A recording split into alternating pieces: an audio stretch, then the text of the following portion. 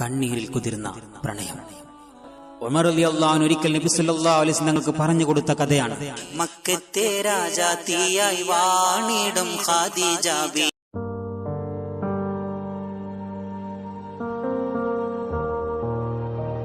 അസ്സലാമു അലൈക്കും വറഹ്മത്തുള്ളാഹി വബറകാതുഹു. ഒരു പുതിയ ചരിത്രകഥ ആരംഭിക്കുന്നു.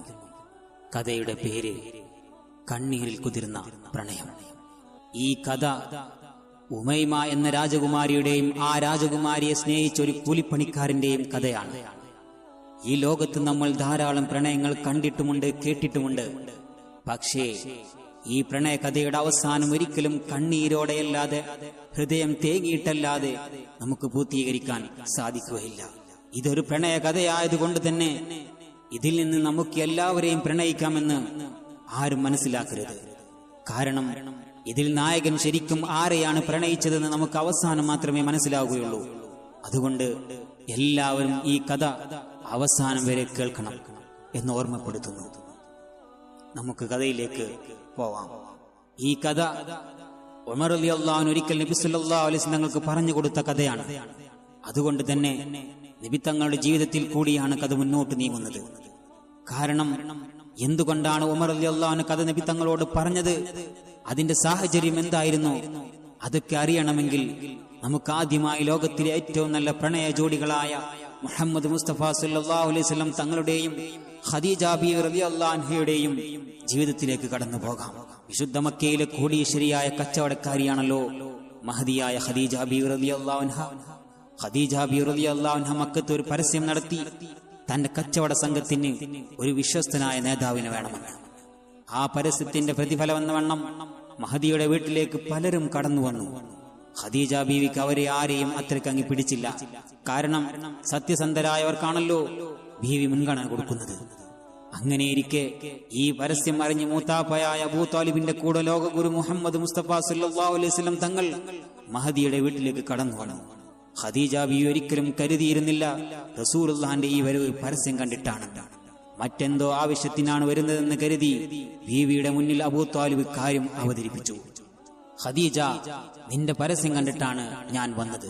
ഒരു സത്യസന്ധനായ വ്യക്തിയെയാണ് ആവശ്യമെങ്കിൽ എന്റെ അൽ അമീനായ ഈ മകനെ കവച്ചു വെക്കാൻ ഈ മക്കത്ത് മറ്റാരാണ് ഉള്ളത് ഖദീജ?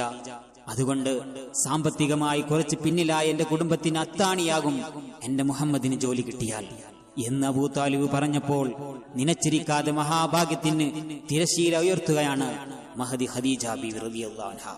വാതിലിന്റെ മറവ് പറ്റി ബീവി പറഞ്ഞു, സത്യസന്ധതയ്ക്ക് തന്നെയാണ് ഞാൻ മുൻഗണന കൊടുക്കുന്നത്. അതുകൊണ്ട് അങ്ങയുടെ മുഹമ്മദ് വന്നാൽ അത്രയും സന്തോഷം.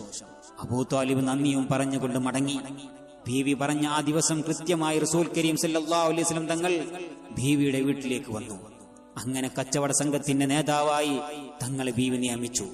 ഒരുപാട് വിലമതിക്കുന്ന ആ കച്ചവട സാധനങ്ങൾ ബീവി നബി സല്ലല്ലാഹു അലൈഹി വസല്ലം തങ്ങളെ ഏൽപ്പിച്ചു. കച്ചവട സാധനങ്ങളുമായി നബി സല്ലല്ലാഹു അലൈഹി വസല്ലം സിറിയയിലേക്ക് യാത്ര തിരിച്ചു. കൂടെ മൈസറ എന്ന അടിമ സ്ത്രീയെയും അയച്ചു. യാത്രയിൽ മൈസറ റസൂലിനെ ശ്രദ്ധിക്കാൻ തുടങ്ങി. ഇതെന്തൊരു അത്ഭുതം! മേഘക്കീറുകൾ ഇദ്ദേഹത്തിന് തണൽ വിരിക്കുന്നു. ഈ അൽ അമീൻ എന്തൊക്കെയോ പ്രത്യേകതയുണ്ട് മൈസറ മനസ്സിൽ കരുതി. വഴിയിൽ കാണുന്ന പാതിരിമാരെല്ലാം ചോദിച്ചു, ഇതാരാണ്? ഇത് അവസാനത്തെ പ്രവാചകനല്ലേ? വരാനിരിക്കുന്ന നബിയല്ലേ? അങ്ങനെ ഒരുപാട് ചോദ്യങ്ങൾ. സിറിയയിൽ ചെന്നപ്പോൾ കച്ചവടം പൊടിപിടിച്ചു. നബി സല്ലല്ലാഹു അലൈഹി വസല്ലം കച്ചവട സാധനങ്ങളുടെ ന്യൂനതകളും ഗുണങ്ങളും എടുത്തു പറഞ്ഞു. എന്നത്തേക്കാളും വലിയ ലാഭവുമായാണ് റസൂൽ സല്ലല്ലാഹു അലൈഹി വസല്ലം തങ്ങളുടെ നേതൃത്വത്തിലുള്ള കച്ചവട സംഘം മടങ്ങിയത്. മടങ്ങി വരുന്നത് ദൂരെ തന്റെ വീടിന്റെ മട്ടുപാവിലിരുന്ന് ഖദീജ ബീവി കണ്ടു. അപ്പോഴാണ് ഖദീജ ബീവി അത്ഭുതമായ ആ കാഴ്ച കണ്ടത്. തന്റെ വീടിന്റെ മട്ടുപാവിലിരിക്കുമ്പോഴാണ് ആ അത്ഭുതമായ കാഴ്ച ബീവി ഖദീജ റളിയല്ലാഹു അൻഹ കാണുന്നത്. കച്ചവടവും കഴിഞ്ഞു വരുന്ന റസൂൽ സല്ലല്ലാഹു അലൈഹി വസല്ലം തങ്ങളെ മാത്രം കേന്ദ്രീകരിച്ച് ഒരു മേഘക്കീർ തണലേകുന്നു. നബി സല്ലല്ലാഹു അലൈഹി വസല്ലം തങ്ങൾ ബീവിയെ കാര്യങ്ങളെല്ലാം ഏൽപ്പിച്ച് തിരിച്ചുപോയി. ശേഷം ഖദീജ ബീവി മൈസറയെ വിളിച്ചു കാര്യങ്ങൾ ചോദിച്ചറിഞ്ഞു. മൈസറ നടന്ന അത്ഭുത സംഭവങ്ങളെല്ലാം വിവരിച്ചു. 2 വിവാഹങ്ങൾക്ക് ശേഷം അതുവരെ മറ്റൊരു കല്യാണത്തിനെ കുറിച്ച് ചിന്തിക്കാത്ത ബീവിയുടെ കൽബിൽ അന്ന് നബി തങ്ങളോടുള്ള സ്നേഹം ഒട്ടിട്ടു. നമ്മുടെ യഥാർത്ഥ കഥയുടെ മണിച്ചപ്പിലേക്ക് ആഴ്ന്നിറങ്ങാൻ വേണ്ടി നബി സല്ലല്ലാഹു അലൈഹി വസല്ലം തങ്ങളുടെയും ഖദീജ ബീവിയുടെയും വിശാലമായ ജീവിത ചരിത്രത്തിന്റെ പ്രധാന ഭാഗങ്ങൾ മാത്രമാണ് ഇവിടെ അവതരിപ്പിക്കുന്നത്. ഖദീജ ബീവി മൈസറയെ കല്യാണാലോചനയുമായി അബൂ താലിബിന്റെ വീട്ടിലേക്ക് പറഞ്ഞയച്ചു. മക്കത്തെ രാജാത്തിയായി വാണിടും ഖദീജ ബി മുന്തി മുഹമ്മദിനെ വേൾക്കാനന്ദ ജബല്ല മഹലിനി മണിയായ ഖദീജ ബി ചുളുവിലായി സമ്മതം തേടുന്നേ സന്തോഷം പേറുന്നേ. ഖദീജ ബീവി മൈസറയെ കല്യാണാലോചനയുമായി അബൂ താലിബിന്റെ വീട്ടിലേക്ക് പറഞ്ഞയച്ചു. അബൂ താലിബ് കാര്യങ്ങൾ കേട്ടറിഞ്ഞ് മനസ്സിലാക്കിയതിനു ശേഷം ലോകഗുരു നബി സല്ലല്ലാഹു അലൈഹി വസല്ലം തങ്ങളെ അരികത്തേക്ക് വിളിച്ചു പറഞ്ഞു, മോനെ, നിന്റെ കച്ചവടത്തിന്റെ ഉടമസ്ഥയായ ഖദീജ റളിയല്ലാഹു അൻഹ എന്റെ മുന്നിലേക്ക് ഒരു കാര്യം ഇട്ടു തന്നിരിക്കുന്നു. ലോകഗുരു മുത്ത് റസൂൽ കരീം സല്ലല്ലാഹു അലൈഹി വസല്ലം തങ്ങൾ കാര്യം കേട്ട ശേഷം നാണം കൊണ്ട് തലതാഴ്ത്തി മൗനമായി നിന്നു. ചരിത്രം പറയുന്നു. രണ്ടാമതും അബൂ താലിബ് ചോദ്യം ആവർത്തിച്ചു. 25 വയസ്സ് മാത്രം പ്രായമായ നാണം കുണുങ്ങിയായ തിരുനബി സല്ലല്ലാഹു അലൈഹി വസല്ലം തങ്ങൾ നാണം കൊണ്ട് പൃഥ്വിയുടെ മുഖത്ത് നോക്കി പുഞ്ചിരിച്ചു. എന്നിട്ട് മെല്ലെ അവിടെ നിന്ന് നടന്നു നീങ്ങി.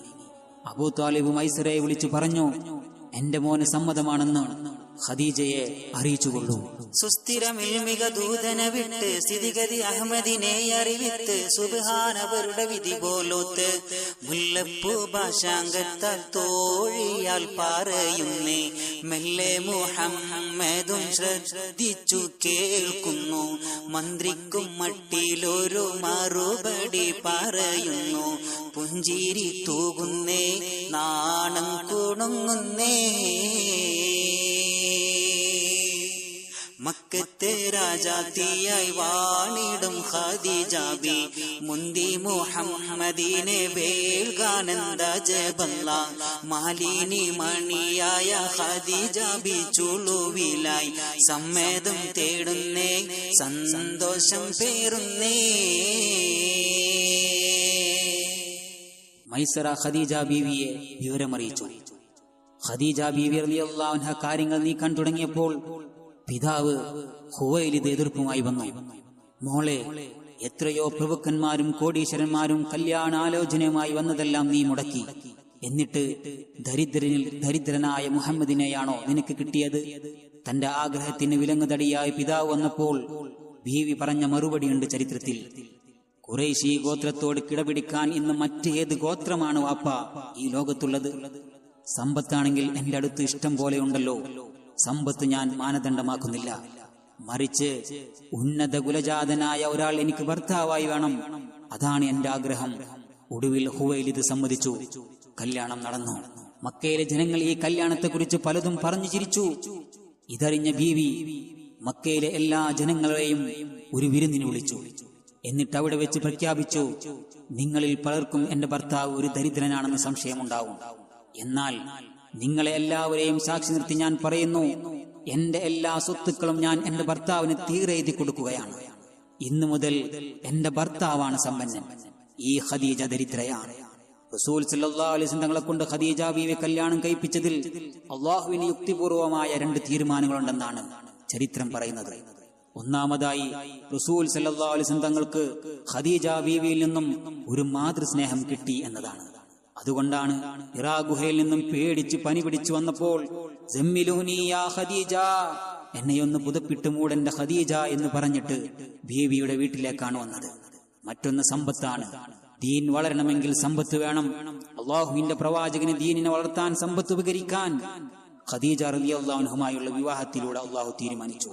അങ്ങനെ എല്ലാം തന്റെ ഭർത്താവിന്റെ കാൽച്ചുവട്ടിൽ സമർപ്പിച്ച ഖദീജ ബീവി ഒരു ദിവസം അള്ളാഹുവിന്റെ പ്രവാചകനെയും മറ്റെല്ലാവരെയും വേദനിപ്പിച്ചുകൊണ്ട് ഈ ലോകത്തു നിന്നും യാത്രയായി. റസൂലിനെ സംബന്ധിച്ചിടത്തോളം അത് സഹിക്കാൻ പറ്റാത്ത ഒന്നായിരുന്നു. എപ്പോഴും താങ്ങും തണലുമായ പ്രിയപത്നിയുടെ വേർപാട് ഒരുപാട് വേദനിപ്പിച്ചു. ബീവിയുടെ വഫാത്തിന്റെ കുറച്ച് ദിവസങ്ങൾക്ക് ശേഷം പരിശുദ്ധ റസൂൽ സല്ലല്ലാഹു അലൈഹി വസല്ലം തങ്ങൾ സ്വഹാബത്തിന് ദീൻ പാഠങ്ങൾ പഠിപ്പിച്ചു കൊണ്ടിരിക്കുകയാണ്. അങ്ങനെ വഹീന്റെ കാര്യങ്ങൾ പഠിപ്പിച്ചു കൊണ്ടിരിക്കെ നബി സല്ലല്ലാഹു അലൈഹി വസല്ലം തങ്ങൾ പറഞ്ഞു, യാ സ്വഹാബ, ദീൻ വളരണമെങ്കിൽ സമ്പത്ത് അനിവാര്യമാണ്. അതുകൊണ്ട് നിങ്ങൾക്ക് കഴിയുന്നത് ദീനിന് നൽകണമെന്ന് പറഞ്ഞു. പിന്നെ ഒന്നും വേണ്ടിയില്ല. സ്വഹാബത്തിന്റെ മുഖത്ത് നിന്ന് കണ്ണെടുത്ത് പിന്നെ നിലത്തേക്ക് നോക്കി നിൽക്കുന്ന അല്ലാഹുവിന്റെ പ്രവാചകന്റെ മുഖത്തേക്ക് സ്വഹാബത്ത് അത്ഭുതത്തോടെ നോക്കി നിന്നു. റസൂൽ സല്ലല്ലാഹു അലൈഹി വസല്ലം തങ്ങളുടെ മുഖത്തേക്ക് നോക്കിയ സ്വഹാബത്ത് ഞെട്ടി. തിരുനബി സല്ലല്ലാഹു അലൈഹി വസല്ലം തങ്ങളുടെ കണ്ണിൽ നിന്നും കണ്ണുനീർ കവിളിലൂടെ ഒലിച്ചിറങ്ങാൻ തുടങ്ങിയപ്പോൾ സ്വഹാബത്ത് വളരെ വേദനയോട് ചോദിച്ചു, യാ റസൂലല്ലാഹ്, അങ്ങേക്ക് എന്താണ് പറ്റിയത്? അങ്ങ് എന്തിനാണ് കരയുന്നത്? നബി സല്ലല്ലാഹു അലൈഹി വസല്ലം തങ്ങൾ പറഞ്ഞു, യാ സ്വഹാബ, എന്റെ പ്രിയപ്പെട്ട ഖദീജ, ദീനിന് സമ്പത്ത് വേണമെന്ന് പറയുമ്പോൾ ഞാൻ എന്റെ ഖദീജയെ ഓർത്തുപോയതാണ്. ഒരുപാട് സമ്പന്നനായിരുന്നു എന്റെ ഖദീജ. പക്ഷേ എല്ലാം ഈ വിശുദ്ധ മതത്തിന് സമർപ്പിച്ചിട്ടു എന്റെ പ്രിയപ്പെട്ടവൾ നേരാവണ്ണം ധരിക്കാൻ ഒരു കഫൻ പുടവ പോലുമില്ലാതെ തുന്നിക്കൂട്ടിയ ഒരു കഫൻ പുടവ ഉപയോഗിച്ചാണ് ഞാൻ കൊണ്ടുപോയി കബറടക്കിയത്. സഹാബ, മുത്ത് റസൂലിന്റെ കണ്ണൊന്ന് നിറഞ്ഞാൽ നീറുന്നത് സഹാബത്തിന്റെ കൽബാണ്. നബി സല്ലല്ലാഹു അലൈഹി വസല്ലം തങ്ങളുടെ വേദനയ്ക്ക് മുന്നിൽ മറുപടി ഒന്നും പറയാൻ വയ്യാതെ പകച്ചു നിന്നുപോയി അവർ. ഞാൻ കരഞ്ഞാൽ എന്റെ സ്വഹാബത്തും കരയും എന്ന് കൃത്യമായി അറിയുന്ന റസൂലുള്ളാഹി സ്വല്ലല്ലാഹു അലൈഹി വസല്ലം തങ്ങൾ പറഞ്ഞു, സ്വഹാബ, കണ്ടില്ല എന്റെ വേദന, മനസ്സിലാക്കിയില്ല എന്റെ ദുഃഖം. അതുകൊണ്ട് ഞാൻ നിങ്ങളോടൊരു കാര്യം ആവശ്യപ്പെടുകയാണ്. എന്റെ വേദന മറക്കാൻ, എന്റെ വിഷമം പോകാൻ നിങ്ങൾ എനിക്കൊരു മരുന്ന് തരണം. അവർ ചോദിച്ചു, വേദനയ്ക്ക് മരുന്നോ? അതെ, മരുന്ന് എന്റെ ശരീരത്തിനല്ല, എന്റെ ഹൃദയത്തിനാണ് വേണ്ടത്. എന്റെ വേദന മറക്കാൻ ആരാണ് എനിക്കൊരു കഥ പറഞ്ഞു തരിക? സ്വഹാബത്ത് മുഖത്തോട് മുഖം നോക്കി. ആരും കഥ പറയുന്നില്ല. എന്ത് കഥ പറയും? ആരോട് കഥ പറയും? പ്രപഞ്ചത്തിന്റെ സത്യങ്ങളും മിഥ്യങ്ങളും രഹസ്യങ്ങളും എല്ലാം അറിയുന്ന റസൂലുള്ളാഹിയോട് എന്ത് കഥ പറയും? റസൂലുള്ളാഹി സിദ്ദീഖ് റളിയല്ലാഹു അൻഹുവിനോട് ചോദിച്ചു, യാ ഇബ്നു ഖുവാഫ, താങ്കൾ ഒരു കഥ പറയുമോ? അബൂബക്കറെ. സിദ്ദീഖ് റളിയല്ലാഹു അൻഹു വളരെ വേദനയോടെ പറഞ്ഞു, യാ റസൂലല്ലാഹ്, എനിക്കെന്ത് കഥയാണ് അറിയുക? എന്റെ എല്ലാ കഥയും നിങ്ങളാണ്. നിങ്ങൾക്കപ്പുറത്തേക്ക് എനിക്കൊരു കഥയുമില്ല റസൂലേ. ഇത് കേട്ടപ്പോൾ റസൂൽ സല്ലല്ലാഹു അലൈഹി വസല്ലം വിഷമിച്ച് തല താഴ്ത്തിയിരുന്നു. അത് കണ്ടപ്പോൾ സിദ്ദീഖ് റളിയല്ലാഹു അൻഹു പറഞ്ഞു, യാ റസൂലല്ലാഹ്, അബൂബക്കർ കഥ പറഞ്ഞില്ലെങ്കിൽ എന്താ നബിയെ?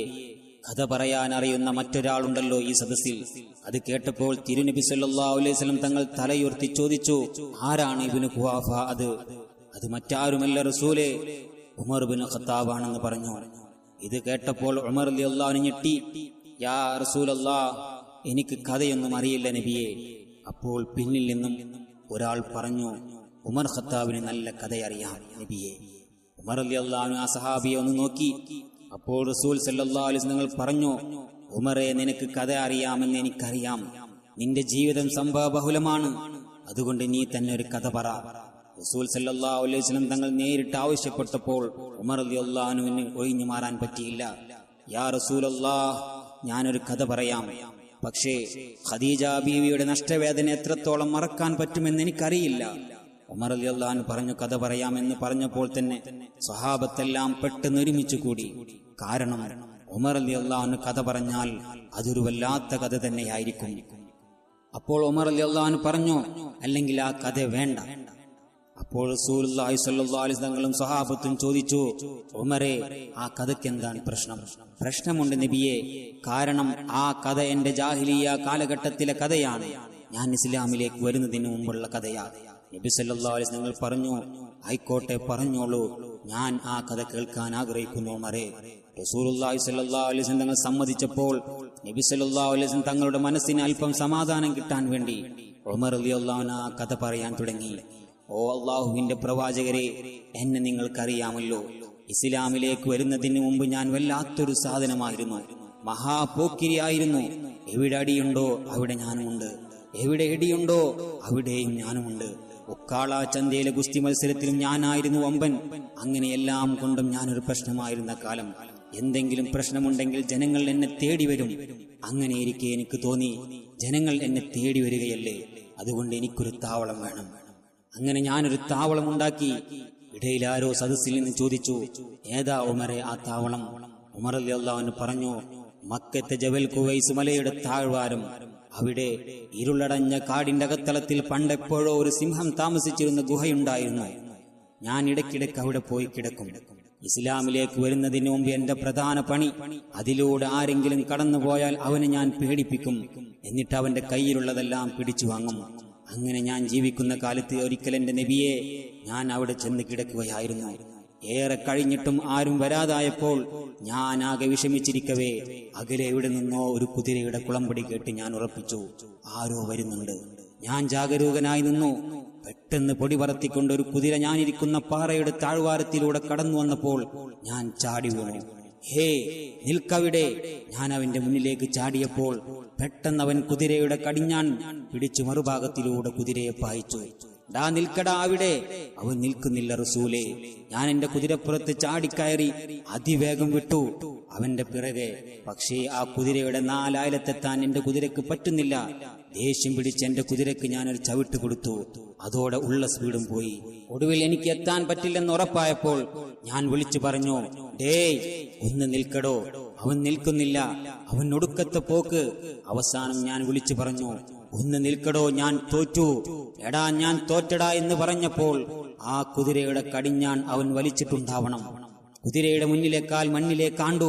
കുതിര അവിടെ നിന്നു. ഞാൻ അവന്റെ മുന്നിലെത്തിയപ്പോൾ ആ ചെറുപ്പക്കാരൻ എന്നോട് ചോദിക്കുകയാണ്, ഏയ് കാട്ടിലെ വമ്പ, തോറ്റുപോയടാ മണ്ട. എന്റെ ജീവിതത്തിൽ ആദ്യമായിട്ടാണ് ഒരാൾ മുഖത്ത് നോക്കി ഇങ്ങനെ ചോദിക്കുന്നത്. ഞാൻ ചോദിച്ചു, ഡേ നീ ആരടാ? അവൻ ചോദിച്ചു, താൻ ആരാടാ? ഞാൻ പറഞ്ഞു, എന്റെ പേര് കേട്ടാൽ നീ നെട്ടും. അവൻ പറഞ്ഞു, നെട്ടാനോ? താൻ ആരാടോ? അതും കൂടെ കേട്ടപ്പോൾ ഞാൻ പറഞ്ഞു, തനിക്കറിയണോ ഞാൻ ആരാണെന്ന്?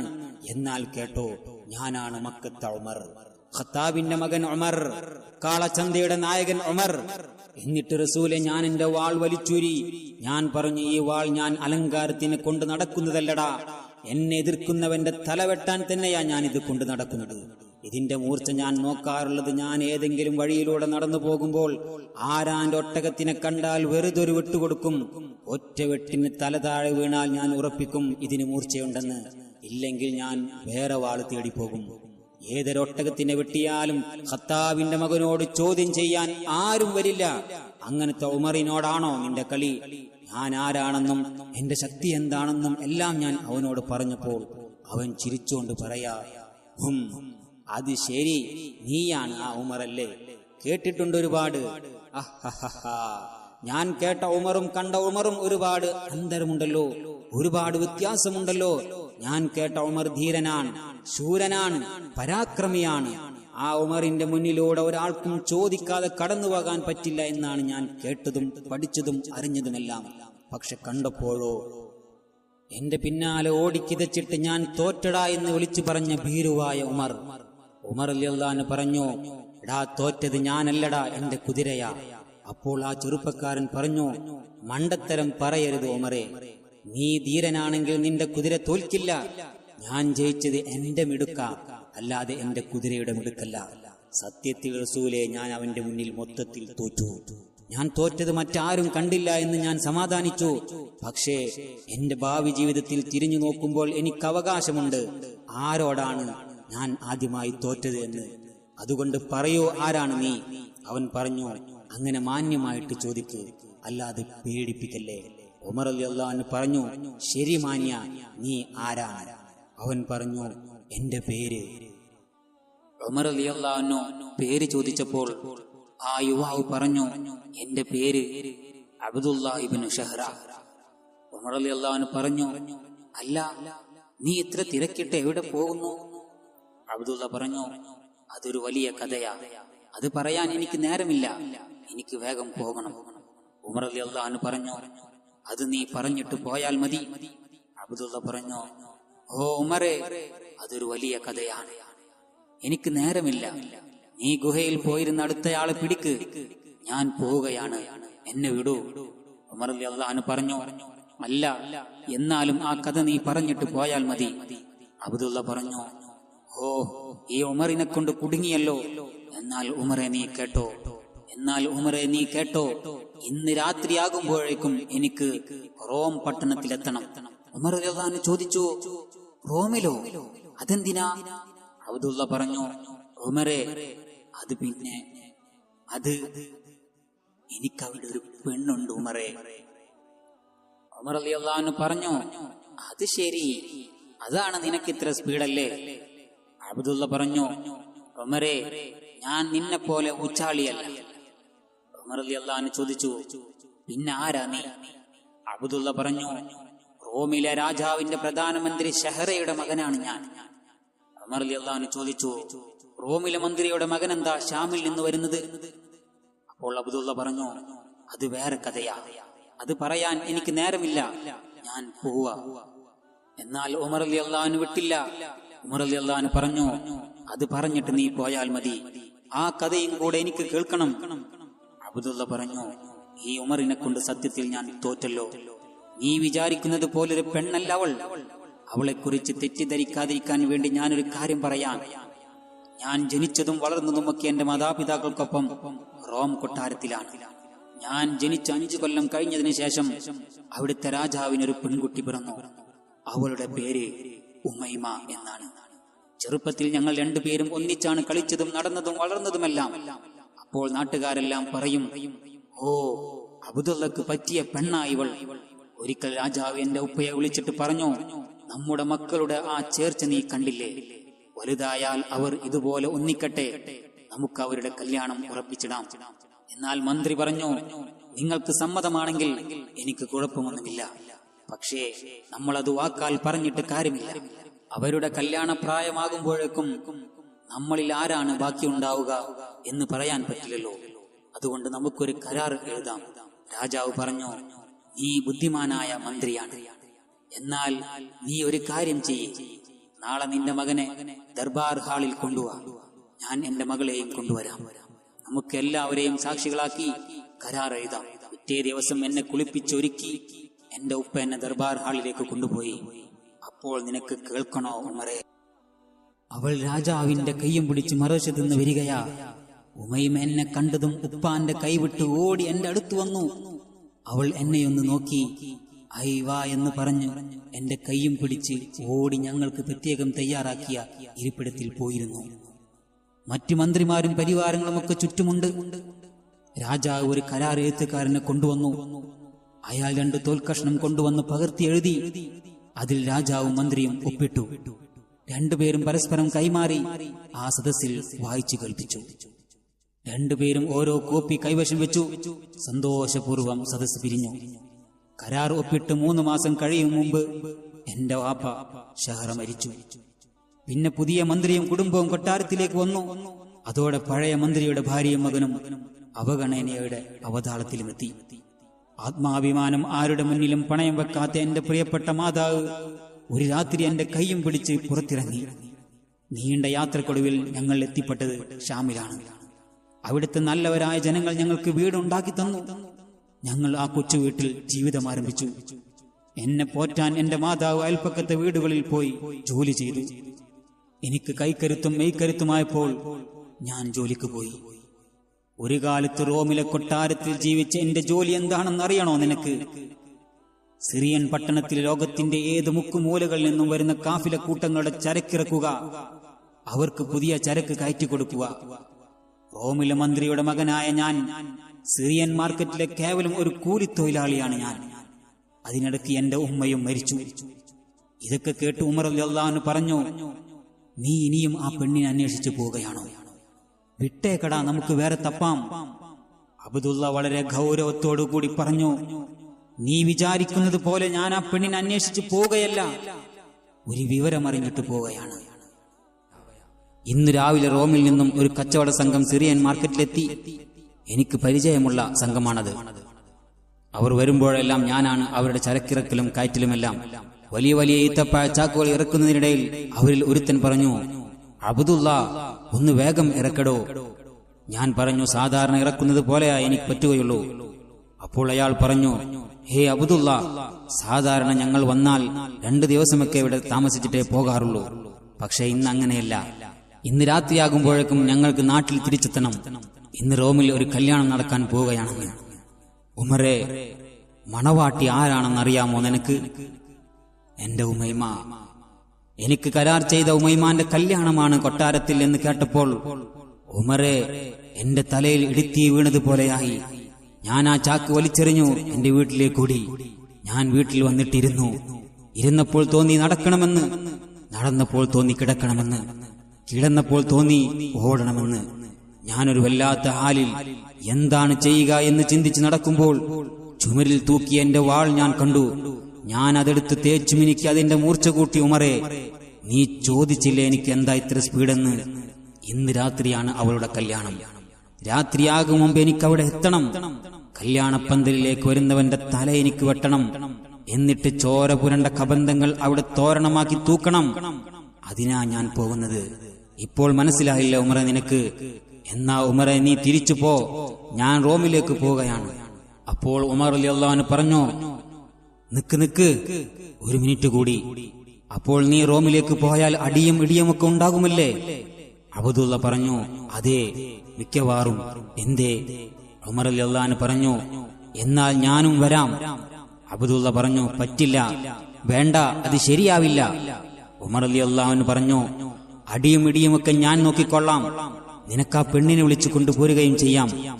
അവസാനം ഉമർ റളിയല്ലാഹു അൻഹു നിർബന്ധിച്ചപ്പോൾ അബ്ദുള്ള പറഞ്ഞു, പുന്നാര ഉമറെ, നിന്നെ കൊണ്ടുപോകാമെന്ന് വെച്ചാൽ നിന്റെ കുതിരപ്പുറത്ത് അവിടെ എത്തുമ്പോഴേക്കും ഇന്ന് രാത്രി പോയിട്ട് നാളെ മഗ്‌രിബിനും അവിടെ എത്തുമെന്ന് എനിക്ക് തോന്നുന്നില്ല. ഉമർ റളിയല്ലാഹു അൻഹു പറഞ്ഞു, അത് നീ ആദ്യവും ഞാൻ നിന്റെ പിറകിലുമായതുകൊണ്ടല്ലേ, നമുക്ക് രണ്ടുപേർക്കും ഒരുമിച്ച് കുതിരയോടിക്കാം, എന്നിട്ട് നീ നോക്ക്. അബ്ദുള്ള പറഞ്ഞു, ഒരുമിച്ച് വിട്ടിട്ടും നീ തോറ്റാൽ പിന്നിൽ നിന്നും വിളിക്കരുത്. ഉമർ റളിയല്ലാഹു അൻഹു പറഞ്ഞു, ഇല്ല, ഞാൻ വിളിക്കില്ല. അങ്ങനെ ഞങ്ങൾ രണ്ടുപേരും റോമിലേക്ക് യാത്ര തിരിച്ചു. കുറച്ചു ദൂരം ചെന്നപ്പോൾ അബ്ദുള്ള പറഞ്ഞു, ഉമരെ, ഈ സ്പീഡിൽ പോയാൽ നമ്മൾ അവിടെ എത്തില്ല, കുറച്ച് സ്പീഡ് കൂട്ടണം. അവന്റെ കുതിരയുടെ സ്പീഡ് കൂട്ടി. ആ കുതിരക്ക് നല്ല വേഗതയാണ് റസൂലേ.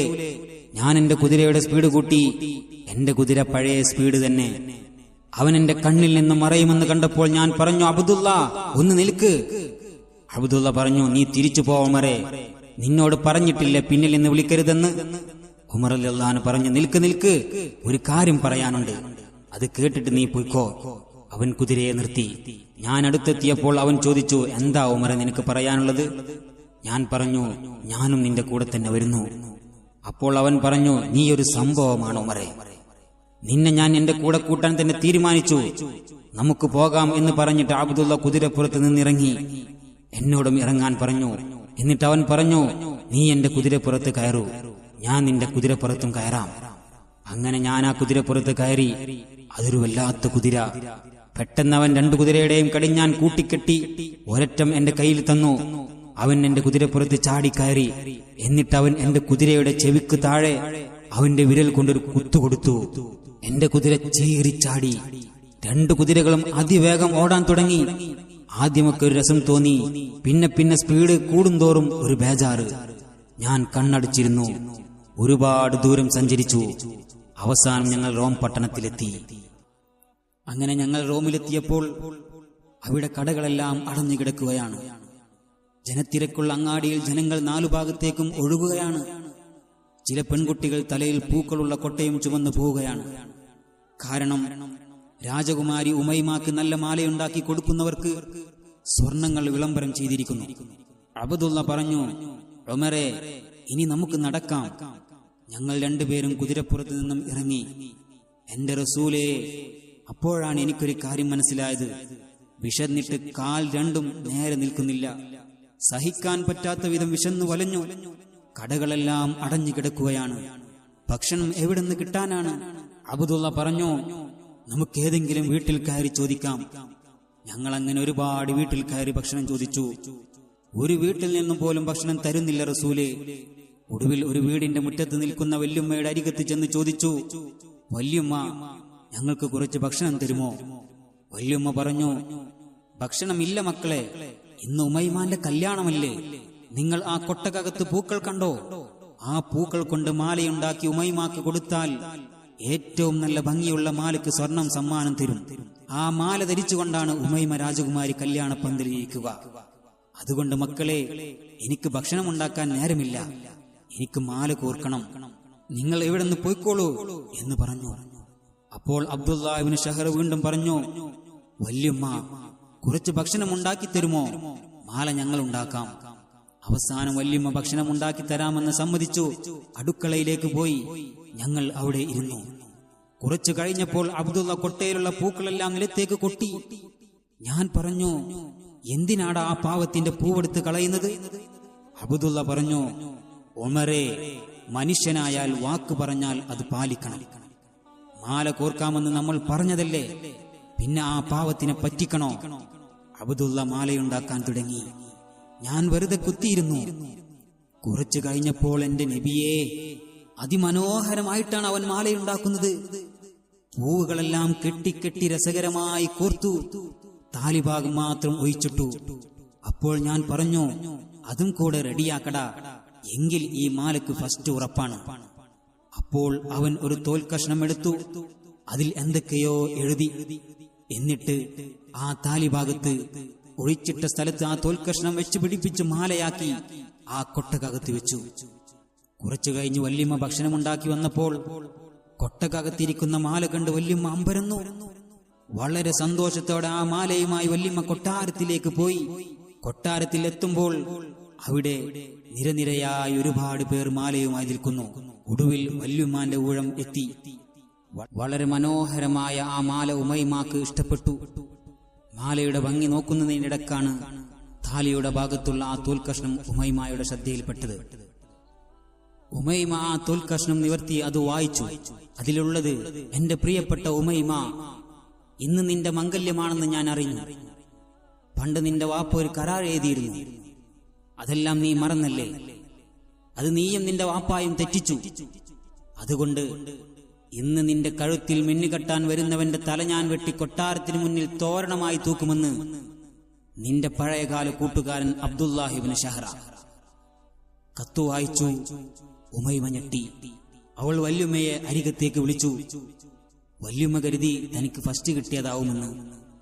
മറ്റുള്ള പെണ്ണുങ്ങളെല്ലാം വല്യുമ്മയെ നോക്കി അസൂയപ്പെട്ടു. വല്യുമ്മ ചോദിച്ചു, ഫസ്റ്റ് കിട്ടിയോ? ഉമൈമ രാജകുമാരി പറഞ്ഞു, ഫസ്റ്റ് വല്യുമ്മക്ക് തരാം, പക്ഷേ ഒരു സത്യം പറയണം. ആരാണ് ഈ മാല കോർത്തത്? വല്യുമ്മ പറഞ്ഞു, അത് ഞാൻ തന്നെ കോർത്തതാണ്. അപ്പോൾ ഉമൈമ രാജകുമാരി പറഞ്ഞു, എന്നാൽ ഞാൻ ഒരു കൊട്ട പൂവ് തരാം, നിങ്ങൾ ഇവിടെ ഇരുന്ന് കോർക്ക്. വല്യുമ്മ കുടുങ്ങി. ഒടുവിൽ വല്യുമ്മ ചോദിച്ചു, സത്യം പറഞ്ഞാൽ ഫസ്റ്റ് പോകുമോ?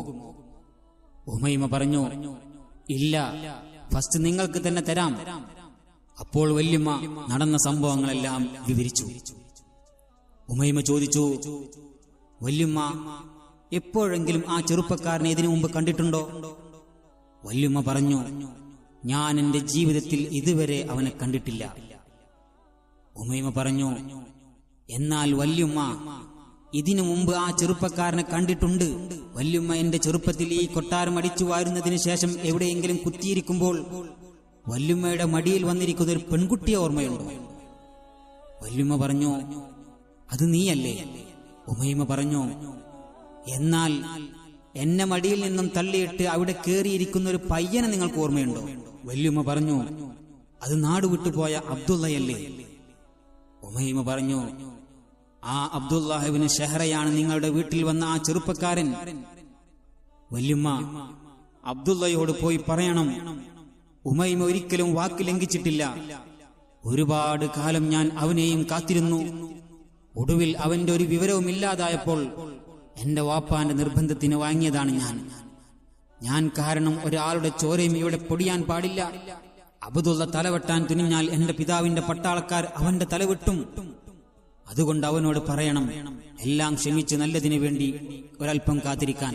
ഇന്ന് രാത്രി ഞാൻ ചെറുപ്പത്തിൽ കുളിക്കാൻ പോയിരുന്ന കുളക്കടവിലേക്ക് പോകുന്നുണ്ട്. എന്റെ മുന്നിൽ 200 തോഴികളും ബാക്കിൽ 200 തോഴികളും ഉണ്ടാകും. 400 തോഴികളുടെ മധ്യത്തിലായിട്ട് ഞാനും ഉണ്ടാകും. കുളി കഴിഞ്ഞ് തിരിച്ചു വരുന്ന വഴിക്ക് ഏതെങ്കിലും കുറ്റിക്കാട്ടിൽ പതുങ്ങിയിരുന്ന് എന്നെയൊന്ന് വിളിക്കാൻ പറയണം. ഞാൻ കൂടെ വന്നുകൊള്ളുമെന്നും പ്രശ്നങ്ങളൊന്നും ഉണ്ടാക്കരുതെന്നും ബുദ്ധിപൂർവം കാര്യങ്ങൾ നീക്കണമെന്നും നിങ്ങൾ അവനോട് പോയി പറയണം. വല്യമ്മ അബ്ദുള്ളാന്റെ അടുത്ത് ചെന്ന് പറഞ്ഞു, മോനെ, ആ പെണ്ണ് നല്ല പെണ്ണാണ്. അവൾ കരാർ ലംഘിച്ചിട്ടില്ല. നിന്റെ ഒരു വിവരവും ഇല്ലാത്തത് കൊണ്ടാണ് അവൾ ഈ കല്യാണത്തിന് സമ്മതിച്ചത്. അങ്ങനെ ഉമൈമ രാജകുമാരി പറഞ്ഞ കാര്യങ്ങളെല്ലാം വല്യമ്മ അബ്ദുള്ളയെ അറിയിച്ചു. അബ്ദുള്ള എന്നോട് പറഞ്ഞു, അല്ല ഉമരെ, കാര്യങ്ങളെല്ലാം ആകെ മാറുകയാണല്ലോ. അങ്ങനെ ഞങ്ങൾ ഉമൈമ പറഞ്ഞതുപോലെ കുറ്റിക്കാട്ടിൽ ഒളിച്ചിരുന്നു. സന്ധ്യ മയങ്ങി, എങ്ങും ഇരുട്ട് വ്യാപിച്ചു. കുറെ നേരം ഇരുന്നിട്ടും ആരെയും കാണുന്നില്ല. എനിക്ക് കലി കയറി. ഞാൻ പറഞ്ഞു, അബ്ദുള്ള, ആ സ്ത്രീകൾ നമ്മെ പറ്റിക്കാനെടുത്ത പണിയാണ്. നമുക്ക് പോയി എല്ലാറ്റിനെയും ചുരുട്ടിക്കൂട്ടിയാലോ? അബ്ദുള്ള പറഞ്ഞു, മിണ്ടാതിരിക്കും ഉമറെ, ഒരു വെളിച്ചം കാണുന്നു, ആരോ വരുന്നുണ്ട്. അപ്പോൾ ഒരു പട്ടാളക്കാരൻ പന്തവും പിടിച്ച് മുന്നിൽ നടക്കുന്നു. ബാക്കിൽ പെൺകുട്ടികൾ പാട്ടും പാടിക്കൊണ്ടുവരികയാണ്. ആ സമയത്ത് ഞങ്ങൾ അനങ്ങിയില്ല. കുളി കഴിഞ്ഞ് തിരിച്ചു വരുമ്പോൾ 400 പെൺകുട്ടികൾക്ക് മധ്യത്തിലൂടെ വരുന്ന ഉമൈമയുടെ വസ്ത്രത്തിന്റെ തലപ്പ് പിടിച്ച് അബ്ദുള്ള കാട്ടിലേക്ക് വലിച്ചു. മറ്റുള്ളവർ നീണ്ട യാത്രയിലാണ്. ബാല്യകാല സ്നേഹതീരത്തെ ഓർമ്മകൾ ആ 2 ഇണക്കുരുവികളിൽ അലയടിച്ചു. അബ്ദുള്ള ഒരു കുതിരപ്പുറത്ത് അവളെ ഇരുത്തി. മറ്റേ കുതിരപ്പുറത്ത് ഞങ്ങൾ 2 പേരും കയറി. അതിവേഗം കുതിരയെ പായിച്ചു. പക്ഷേ രാത്രിയായതുകൊണ്ട് കുതിരക്ക് കണ്ണുപിടിക്കില്ല എന്ന് തോന്നിയപ്പോൾ ഞാൻ പറഞ്ഞു, അബ്ദുള്ള, ഈ സമയത്തുള്ള യാത്ര നമുക്ക് പ്രയാസമാകും. അതുകൊണ്ട് നമുക്കിവിടെ എവിടെയെങ്കിലും കൂടാരം കെട്ടി വിശ്രമിക്കാം. കുറച്ച് വെളിച്ചം വന്നിട്ട് യാത്ര തുടരാം. അങ്ങനെ ഞങ്ങൾ മരുഭൂമിയിൽ 3 കൂടാരം കെട്ടി. 3 പേരും ഓരോ കൂടാരത്തിൽ വിശ്രമിച്ചു. ഉമൈമ വിശ്രമിച്ചത് നടുവിലുള്ള കൂടാരത്തിലാണ്. ഈ സമയം കൊട്ടാരത്തിൽ രാജാവ് എല്ലാവരെയും വരവേറ്റി തുടങ്ങിയിരുന്നു. അപ്പോൾ രാജാവിന് തോന്നി രാജകുമാരിയെ ഖദിർ മണ്ഡപത്തിൽ കൊണ്ടുവന്നിരുത്തണമെന്ന്. രാജാവ് രാജകുമാരിയെ അന്വേഷിച്ചു. എവിടെയും കാണുന്നില്ല. തോഴിമാർക്കും അറിയില്ല. ഒടുവിൽ മുറിയിൽ ചെന്ന് നോക്കുമ്പോൾ ഒരു കത്ത് കിട്ടി. കത്ത് വായിച്ചു നോക്കിയപ്പോൾ രാജാവ് ഞെട്ടി. ഉടനെ പട്ടാളക്കാരെ വിളിച്ചു, അബ്ദുള്ള ഇബ്നു ഷഹ്റ ഇവിടെ എത്തിയിട്ടുണ്ട്. ഇന്ന് നേരം പുലരുന്നതിന് മുമ്പ് എനിക്ക് എന്റെ ഉമൈമയെ തിരിച്ചു കിട്ടണം. മാത്രമല്ല, നാക്കു കടിച്ച് ശിരസ് ഏർപ്പെട്ട അവന്റെ മുഖം എനിക്ക് കാണണം. അബ്ദുള്ളയുടെ തലയെടുത്തു വരാൻ രാജാവ് കൽപ്പിച്ചു. പട്ടാളക്കാരെ 4 സംഘങ്ങളാക്കി 4 ഭാഗത്തേക്ക് അയച്ചു. ഉമർ റളിയല്ലാഹു അൻഹു പറയുന്നു, ഞങ്ങൾ കൂടാരത്തിലായിരുന്നു. ആകാശത്തിന്റെ മേൽഭാഗത്തു നിന്നും നിലാവിന്റെ വെളിച്ചം ഭൂമിയിലേക്ക് അരിച്ചിറങ്ങി. അപ്പോൾ ഞാൻ ചിന്തിച്ചു, അബ്ദുള്ളയെ വിളിച്ച് യാത്ര തുടരാമെന്ന്. അങ്ങനെ ഞാൻ എണീറ്റിരുന്നപ്പോൾ കണ്ട കാഴ്ച, എന്റെ കൂടാരത്തിന്റെ വാതിലിൽ തൂക്കിയ തുണിയുടെ അപ്പുറത്ത് നിലാവിന്റെ വെളിച്ചത്തിൽ ഒരാൾ വാളും പിടിച്ചു നിൽക്കുന്നു. ഞാൻ സടകുടഞ്ഞ് എഴുന്നേറ്റു. എന്റെ വാൾ വലിച്ചൂരി. തുണിയുടെ മറവിൽ നിന്നും ഒരൊറ്റ വെട്ടിന് അവന്റെ തല കൊയ്യണമെന്ന് കണക്കുകൂട്ടി നിൽക്കുമ്പോൾ അവൻ എന്റെ കൂടാരത്തിന്റെ ചുറ്റും നടന്നു. എന്നിട്ട് ആദ്യം നിന്ന സ്ഥലത്ത് തന്നെ വന്നു നിന്നു. ഒരൊറ്റ സെക്കൻഡ് കൊണ്ട് അവന്റെ തല വെട്ടാൻ ഞാൻ ചാടി വീണു. പെട്ടെന്ന് അയാൾ തെന്നി മാറിക്കൊണ്ട് ഉമറേ എന്ന് ഉച്ചത്തിൽ വിളിച്ചു. ഞാൻ നോക്കുമ്പോൾ അബ്ദുള്ളയാണ്. ഞാൻ ചോദിച്ചു, അബ്ദുള്ള, നീ എന്താ ഇവിടെ? അബ്ദുള്ള പറഞ്ഞു, ഉമറേ, നീ ഉറങ്ങിയില്ലേ? ഉമർ റളിയല്ലാഹു അൻഹു പറഞ്ഞു, ഞാൻ ഉറങ്ങിയില്ല. നീയോ? ഞാൻ നിന്നെ വിളിക്കാൻ വേണ്ടി വന്നതാണ്. ഒന്ന് ശ്രദ്ധിച്ചു നോക്കൂ, ഒരു കുതിരയുടെ ശബ്ദം നീ കേൾക്കുന്നുണ്ടോ? ഉമർ റളിയല്ലാഹു അൻഹു കാതോർത്തിട്ട് പറഞ്ഞു, അത് കുതിരയുടേതല്ല, കുതിരകളുടേതാ. ഒരുപാട് കുതിരകൾ വരുന്നത് പോലെ തോന്നുന്നുണ്ടല്ലോ. അബ്ദുള്ള പറഞ്ഞു, അത് തീർച്ചയായും ഉമൈമയുടെ പിതാവിന്റെ പട്ടാളക്കാരാണ്. അവരിവിടെ വന്നാൽ ഞാനും അവരുമായി ഒരു സംഘട്ടനത്തിൽ ഏർപ്പെടും ഉമറേ. പക്ഷേ ഒരിക്കലും നീ എന്റെ കൂടെ പ്രതിരോധിക്കാൻ വരരുത്. ഉമർ റളിയല്ലാഹു അൻഹു ചോദിച്ചു, എന്തുകൊണ്ട് വേണ്ട? ഞാൻ നിന്റെ കൂട്ടുകാരനല്ലേ? നിന്നെ സംരക്ഷിക്കേണ്ട ബാധ്യത എനിക്കില്ലേ? അബ്ദുള്ള പറഞ്ഞു, അതൊക്കെ ശരി തന്നെ.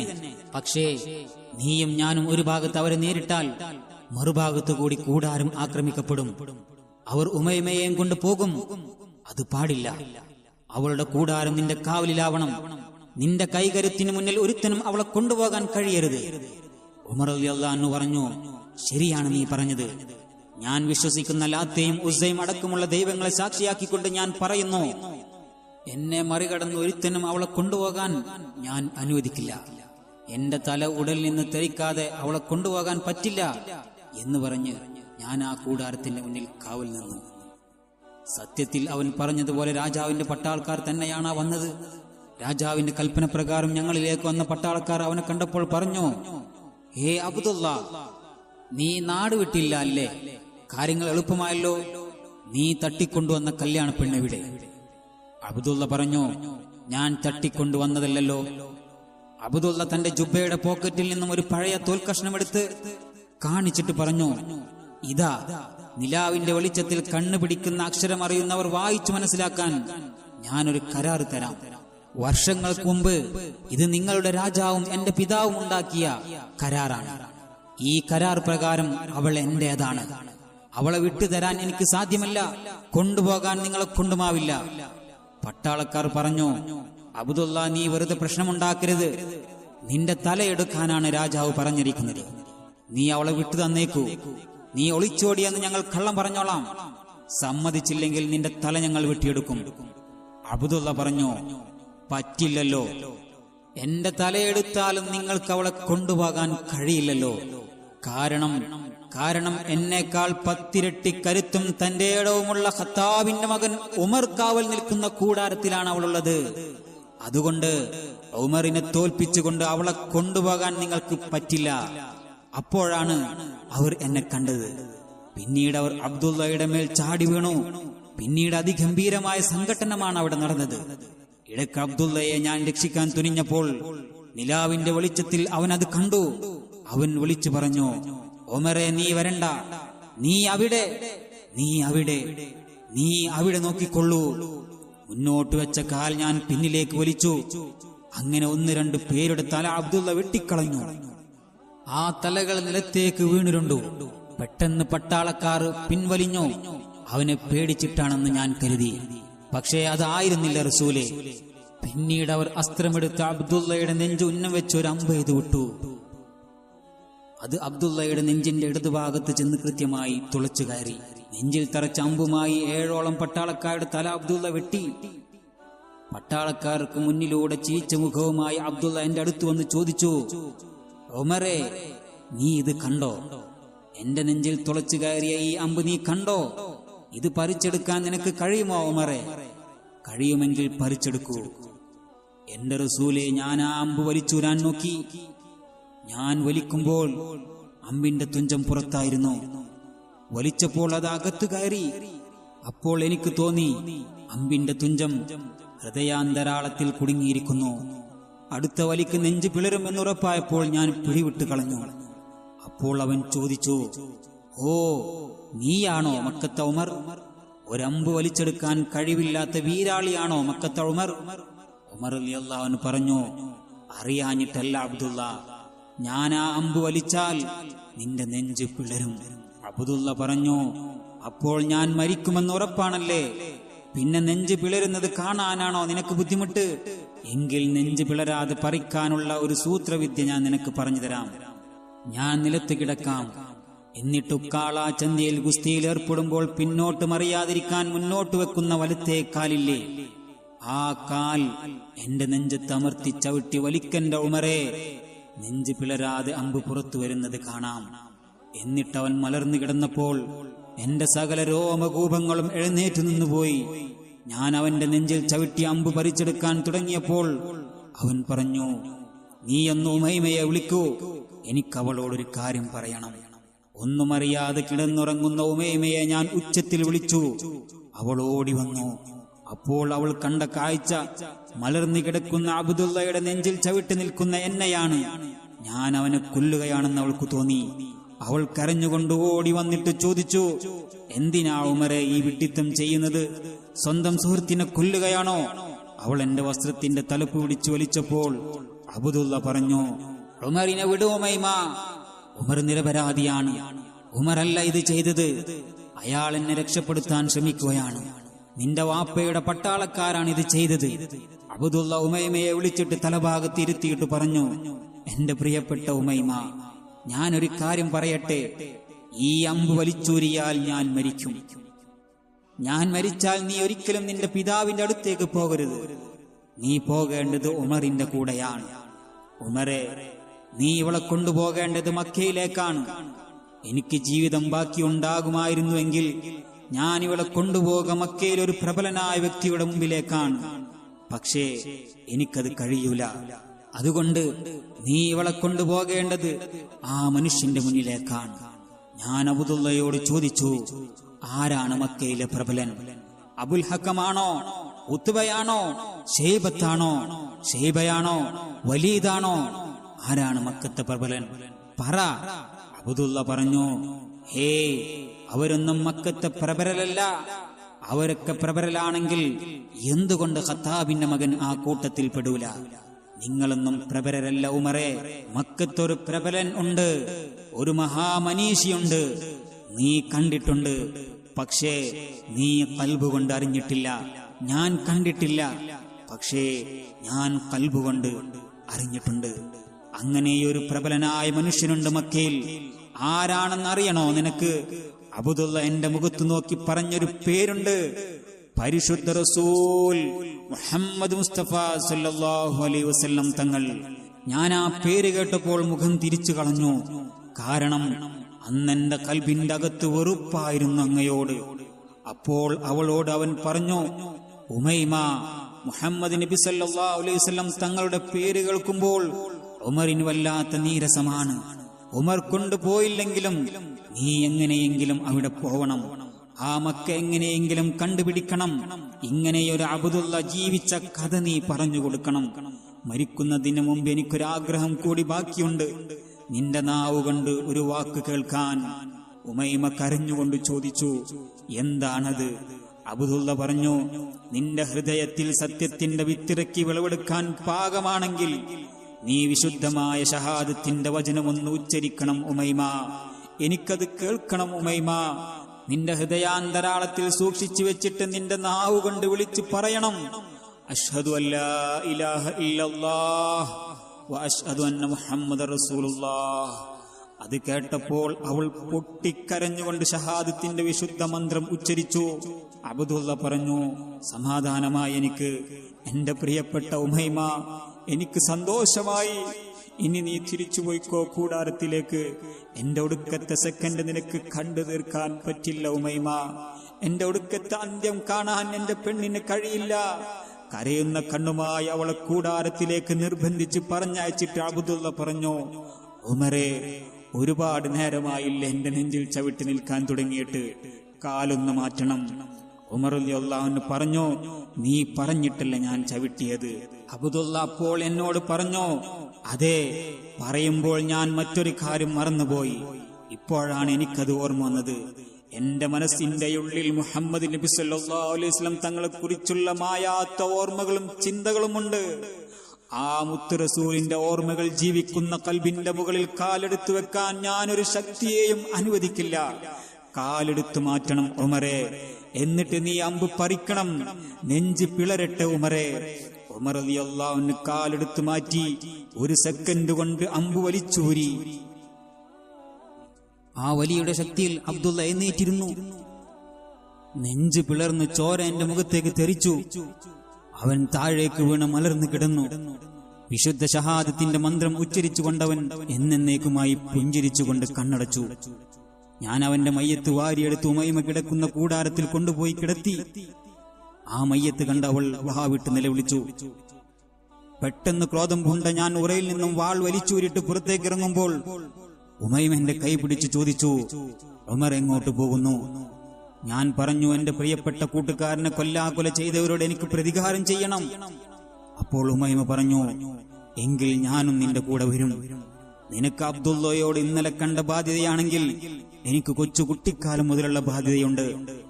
മരിച്ചിട്ടും പിടിവിടാത്ത ചോര പുരണ്ട അബ്ദുള്ളയുടെ വാൾ ഉമൈമ കയ്യിലെടുത്തു. എന്നിട്ടവൾ പറഞ്ഞു, ഏത് ജഗന്നിയന്താവായ പടച്ചവന്റെ നാമം എന്റെ നാവ് കൊണ്ട് ഉച്ചരിച്ചുവോ, ആ പടച്ചവൻ സാക്ഷി, ആ പ്രവാചകൻ സാക്ഷി, ഞാൻ നിന്റെ കൂടെ വരും ഉമറെ. അവളെ അവിടെ തന്നെ നിർത്തിപ്പോയാൽ പട്ടാളക്കാർ അവളെ കൊണ്ടുപോകുമെന്ന് ഭയന്ന് ഞാൻ അവളെ കൂടെ കൂട്ടി. ഞാൻ പറഞ്ഞു, നിനക്കെന്റെ കൂടെ വരാം, പക്ഷേ നിന്നെ രക്ഷിക്കുമെന്ന് ഞാൻ അവന് വാക്കു കൊടുത്തിട്ടുണ്ട്. അതുകൊണ്ട് നീ എന്റെ പിറകിൽ നിൽക്കണം. നിന്റെ ഒരു കൈ എന്റെ കൈയിലേക്ക് തരണം. പട്ടാളക്കാർ പുറകിലൂടെ വന്നാൽ നീ നോക്കിയാൽ മതി. അങ്ങനെ അവളുടെ ഇടത് കൈ ചേർത്ത് പിടിച്ച് കൂടാരത്തിൽ നിന്നും പുറത്തേക്കിറങ്ങി. അപ്പോൾ താഴ്വാരത്ത് ഒളിഞ്ഞിരിക്കുന്നവർ വീണ്ടും വന്നു. അവരുമായി ഞാൻ വാശിയോടെ പൊരുതി. എന്റെ വാൾപ്പയറ്റിന്റെ മുന്നിൽ പിടിച്ചു നിൽക്കാൻ കഴിയാതെ അവർ പിന്തിരിഞ്ഞു. നിലാവിന്റെ വെളിച്ചത്തിൽ അവരെ നോക്കുമ്പോൾ ഞാൻ കണ്ട ഒരു കാഴ്ചയുണ്ട്. അബ്ദുള്ളയുടെ നെഞ്ചിലേക്ക് അമ്പെയ്തതുപോലെ അവർ എന്റെ നെഞ്ചിലേക്കും അമ്പെയ്തു. അള്ളാഹുവിന്റെ പ്രവാചകനെ കണ്ടുകൊണ്ട് ദീൻ വിശ്വസിക്കാൻ പടച്ചവൻ എനിക്ക് ആയുസ് നൽകിയത് കൊണ്ടാവണം ആ അമ്പ് വരുന്നത് ഞാൻ കണ്ടത്. ആ അമ്പ് എന്റെ ശരീരത്തിൽ തറക്കാതിരിക്കാൻ ഞാനൊന്ന് കറങ്ങി. ആ കറക്കത്തിൽ പിന്നിലുള്ള ഉമൈമയെ ഞാൻ മറന്നുപോയി. എന്റെ റസൂലേ, അവൾ തിരിഞ്ഞു മറുഭാഗത്തേക്ക് വന്നു. എന്റെ നെഞ്ചു തുളക്കേണ്ട അമ്പ് എന്നേക്കാൾ നീളം കുറവായ ഉമൈമയുടെ തൊണ്ട തുളച്ചു കയറി. അമ്പ് തുളച്ചപ്പോൾ അവൾ ഒരു വിളി വിളിച്ചു, ഉമറേ. ഞാൻ തിരിഞ്ഞു നോക്കിയപ്പോൾ ചോരയിൽ പുരണ്ടു കിടന്ന് കരയുന്ന ഉമൈമയെ കണ്ടപ്പോൾ എനിക്ക് സഹിക്കാൻ കഴിഞ്ഞില്ല റസൂലേ. ഞാൻ എന്റെ വാളുമായി പട്ടാളക്കാരുടെ ഇടയിലൂടെ അലറി വിളിച്ചുകൊണ്ട് പൊട്ടിച്ചിരിച്ചുകൊണ്ടും സമനില തെറ്റിയവനെ പോലെ താണ്ഡവമാടി ഞാൻ പൊരുതി. പട്ടാളക്കാരെല്ലാം ഓടിമറഞ്ഞപ്പോൾ ഈ ഉമൈമ ഈ ലോകത്തോട് വിട പറഞ്ഞിട്ടുണ്ടാവുമെന്ന് കരുതി ഞാൻ തിരിച്ചു വന്നു. അവളുടെ അടുത്തെത്തിയപ്പോൾ അവളിൽ ചെറിയ നിരക്കവും അനക്കവും ഞാൻ കണ്ടു. ഞാൻ അവളെ മലർത്തിക്കിടത്തി. ചോരെ കുളിച്ചു കിടക്കുന്ന മുഖം. പെട്ടെന്ന് അവൾ കണ്ണു തുറന്നു. എന്നെ നോക്കിയിട്ട് അവൾ ചോദിച്ചു, ഉമരേ, നീ എനിക്കൊരു ഉപകാരം ചെയ്യുമോ? എന്നെയൊന്ന് അബ്ദുള്ളയുടെ അടുത്ത് കൊണ്ടുപോയി കിടത്തുമോ? ഞാൻ അവളെ വാരിയെടുത്ത് അബ്ദുള്ളാന്റെ അടുത്ത് കൊണ്ടുപോയി കിടത്തി. അവൾ പറഞ്ഞു, അബ്ദുള്ള, നീ പോയ മാർഗത്തിലേക്ക് എന്റെ പിതാവിന്റെ പട്ടാളക്കാർ എന്നെയും പറഞ്ഞു വിട്ടിരിക്കുന്നു. എന്നിട്ടവൾ ചോദിച്ചു, ഉമറേ, വല്ലാത്ത ദാഹമുണ്ട് എനിക്ക്. കുറച്ച് വെള്ളം കിട്ടുമോ? മരുഭൂമിയിൽ എവിടുന്ന് വെള്ളം കിട്ടാൻ? ഞാൻ അവളെ നിരാശപ്പെടുത്തേണ്ടെന്ന് കരുതി പുറത്തേക്കിറങ്ങി. എന്നിട്ട് ഞാൻ ലാത്തയെയും ഉസ്സയെയും വിളിച്ചു പ്രാർത്ഥിച്ചു, അവളൊന്ന് പെട്ടെന്ന് മരിച്ചു പോകാൻ. എന്നിട്ട് ഞാൻ മുന്നോട്ട് വെറുതെ നടന്നു. ദീൻ വിശ്വസിക്കാത്ത ഈ ഉമറിനെ അന്നും എന്റെ പടച്ചവൻ കൈവിട്ടിട്ടില്ല. മരുഭൂമിയിലെ പാറക്കെട്ടുകൾക്കുള്ളിൽ അല്പം തെളിഞ്ഞു നിൽക്കുന്ന വെള്ളം കണ്ടപ്പോൾ ഒരാവേശത്തോടെ ഞാൻ അത് കോരിയെടുത്ത് തിരികെയോടി. അപ്പോൾ ഞാൻ പ്രാർത്ഥിച്ചു, അവൾ മരിക്കരുതേ എന്ന്. എന്റെ കയ്യിലുള്ള വെള്ളം കണ്ടപ്പോൾ ഒരാവേശത്തോടെ ദാഹിച്ചു പരവേശയായ ഉമൈമ ഒന്ന് എഴുന്നേൽക്കാൻ ശ്രമിച്ചു. അവൾക്ക് കഴിയുന്നില്ല. അവൾ അവിടെ തന്നെ വീണപ്പോൾ ഞാൻ പറഞ്ഞു, നീ എഴുന്നേൽക്കണ്ട മോളെ, ഞാൻ നിന്റെ വായിലേക്ക് ഒഴിച്ചു തരാം. അവൾ ആർത്തിയോടെ വായ തുറന്നു.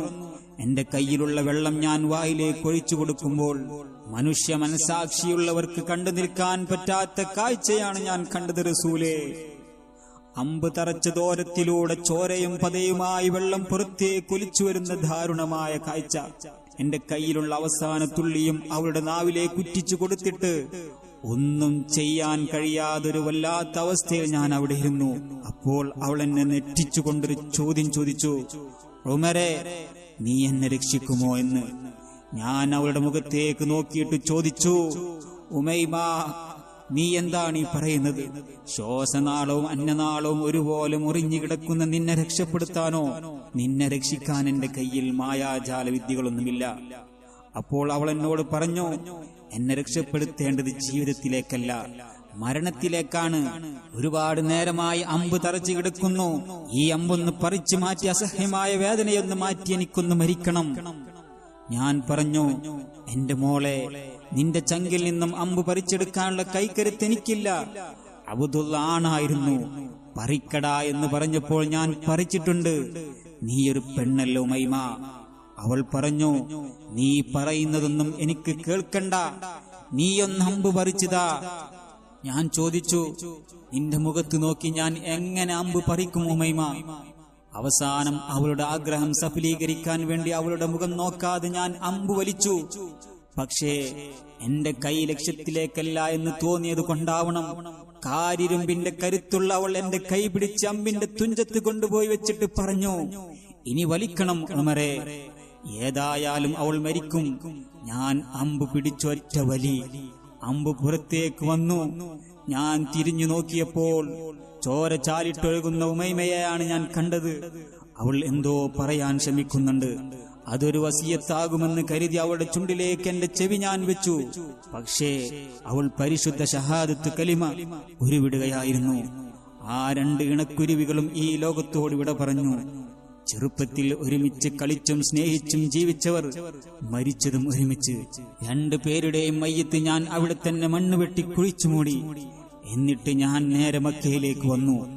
ഈ കഥ ഞാൻ ആരോടും പറഞ്ഞില്ല. കുറച്ചു നാളുകൾക്ക് ശേഷം മക്കയിലെ ദാറുൻ നദ്വ എന്ന വീട്ടിൽ വെച്ചൊരു പരസ്യം നടന്നു. എന്റെ ഉമ്മാന്റെ സഹോദരനായ അബൂജാഹിലാണ് വിളംബരം നടത്തിയത്. വിശാലമായ ബാക്കി കഥ ചുരുക്കി പറയുന്നു. അബൂജഹൽ അല്ലാഹുവിന്റെ റസൂലായ അങ്ങയെ വധിക്കാനുള്ള ദൗത്യം എന്നെ ഏൽപ്പിച്ചു. സഫാ മർവ പർവ്വത നിരകൾക്കിടയിലൂടെ ഞാൻ നിങ്ങളെയും തേടി അലഞ്ഞു. വഴിയിൽ വെച്ച് എന്റെ പെങ്ങൾ ഫാത്തിമ അങ്ങയിൽ വിശ്വസിച്ചത് ഞാൻ അറിഞ്ഞു. കുടുംബത്തിന് മാനക്കേടുണ്ടാക്കി അവളെ ആദ്യം കൊല്ലാമെന്ന് തീരുമാനിച്ചു. അവളുടെ വീട്ടിലെത്തിയപ്പോൾ ത്വാഹ എന്ന സൂറത്ത് എന്റെ മനസ്സിനെ പിടിച്ചു വിളിക്കി. ത്വാഹ സൂറത്ത് എന്റെ കൽബിനെ ചെലുത്തിയ സ്വാധീനം ദീനിനടുത്തറിയാൻ ഞാൻ ആഗ്രഹിച്ചു. എന്റെ പെങ്ങളെയും അവളുടെ ഭർത്താവിനെയും ഞാൻ ഒരുപാട് മർദ്ദിച്ചിരുന്നു. അവസാനം റസൂലേ, അങ്ങയെ കാണാമെന്നുള്ള ആഗ്രഹം ഞാൻ അവരോട് പ്രകടിച്ചപ്പോൾ അവർ ഭയത്താൽ മനസ്സോടെ ദാറുൽ ഹർക്കമെന്ന ഈത്തപ്പനെ കൊണ്ട് മേഞ്ഞ ആ കൊച്ചു വീട് പറഞ്ഞു തന്നു. ഉടനെ കയ്യിൽ പിടിച്ച വാളുമായി ഞാൻ കുതിരപ്പുറത്ത് കുതിച്ചു വരുന്നത് കണ്ട് എന്നേക്കാൾ 3 ദിവസം മുമ്പ് ദീൻ വിശ്വസിച്ച ഹംസ റളിയല്ലാഹു അൻഹു ചാടി എഴുന്നേറ്റുകൊണ്ട് ആ വീടിന്റെ വാതിൽക്കൽ നിന്നുകൊണ്ട് വിളിച്ചു പറഞ്ഞൊരു വാക്ക് എന്റെ കാതിൽ മുഴങ്ങുന്നുണ്ട്. ഉമറേ, നീ നല്ല ഉദ്ദേശത്തോടെയാണ് വരുന്നതെങ്കിൽ ഉമറിന് നല്ലതാണ്, അല്ലെങ്കിൽ ഉമറിന്റെ തലവെട്ടി ഞാൻ കുഴിച്ചിടുക തന്നെ ചെയ്യുമെന്ന് പറഞ്ഞ ഹംസ റളിയല്ലാഹു അൻഹുവിന്റെ കൈക്കരുത്തിനു മുന്നിൽ ഞാൻ തളർന്നുപോയി. അപ്പോഴാണ് അകത്തുനിന്ന് കാരുണ്യത്തിന്റെ പ്രവാചകനായ അങ്ങ് വിളിച്ചു പറഞ്ഞത്, ഉമറിനെ വിട്ടേക്ക് എന്ന്. ഹംസ റളിയല്ലാഹു അൻഹുവിന്റെ മുന്നിലൂടെ ഞാൻ നിങ്ങളിലേക്ക് വന്നപ്പോൾ നിങ്ങൾ എഴുന്നേറ്റ് എന്നിലേക്ക് വന്ന് എന്നിട്ട് നിങ്ങൾ എന്നെ ചേർത്ത് പിടിച്ച് നിങ്ങളുടെ നെഞ്ചിലേക്ക് എന്നെ അണച്ചുകൂട്ടി. കാരിരുമ്പിന്റെ ശക്തിയും കെട്ടുറപ്പുമുള്ള എന്റെ കൽബിലേക്ക് ഷഹാദത്തിന്റെ വിശുദ്ധ മന്ത്രം ആഴ്ന്നിറങ്ങി. ഉമർ റളിയല്ലാഹു അൻഹു ദീനിലേക്ക് വന്നപ്പോൾ 7 വാനലോകത്തും മലക്കുകൾ തക്ബീർ മുഴക്കി സന്തോഷം പൂണ്ടു. ഉമർ റളിയല്ലാഹു അൻഹു പറയുന്നു, എന്റെ കൽബിലേക്ക് വിശുദ്ധ ഇസ്ലാമിനെ പറിച്ചു നട്ടു തന്നപ്പോൾ എന്റെ കൽബ് വിങ്ങിയത് അബ്ദുള്ള, ഉമൈമ എന്ന് 2 ഇണക്കുരുവികളെ കുറിച്ചുള്ള ഓർമ്മകളാണ്.